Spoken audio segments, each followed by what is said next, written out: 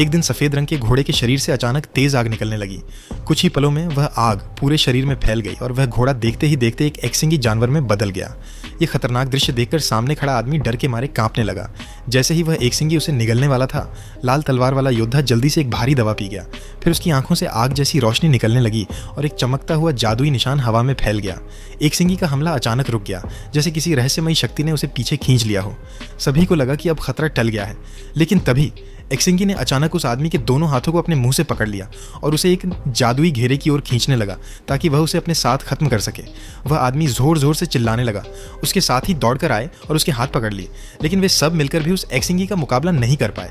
ऐसे में एक साथी ने जल्दी से एक फल काटने वाली छुरी उसकी ओर फेंकी। तभी उसने अपने मुंह से उसके हाथ छोड़ दिए। सभी ने राहत की सांस ली, पर यह राहत ज्यादा देर तक नहीं रही। एकसिंगी ने फिर से हमला कर दिया। अचानक दूर से 7 रंगों वाला खूबसूरत सफेद घोड़ा वहां आया। उसकी सुंदरता देखकर सब लोग हैरान रह गए, पर जब सब उसकी ओर देख रहे थे, उसी समय एकसिंगी ने सभी साथियों पर जोरदार हमला कर दिया। यह देखकर सभी लोग डर के मारे सन्न रह गए।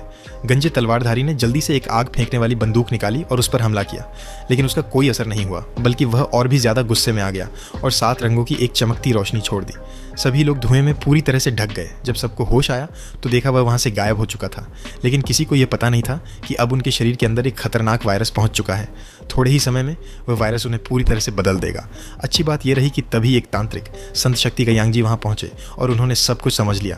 फिर 3 दिन और 3 रात तक विचार विमर्श के बाद उन्होंने फैसला लिया, अगर इस संकट से बाहर निकलना है तो हमें उस एकसिंगी को मारना ही होगा। पर अब समस्या यह थी कि वह कहाँ है, किसी को नहीं पता। इसीलिए एक योजना बनाई गई, आदमी अव्वई को चारा बनाकर उसे बाहर लाया जाए। और वाकई कुछ ही मिनटों में वह फिर से सामने आ गया। उसने अपना असली रूप दिखाया और फिर वही सब होने लगा जो कहानी की शुरुआत में हुआ था।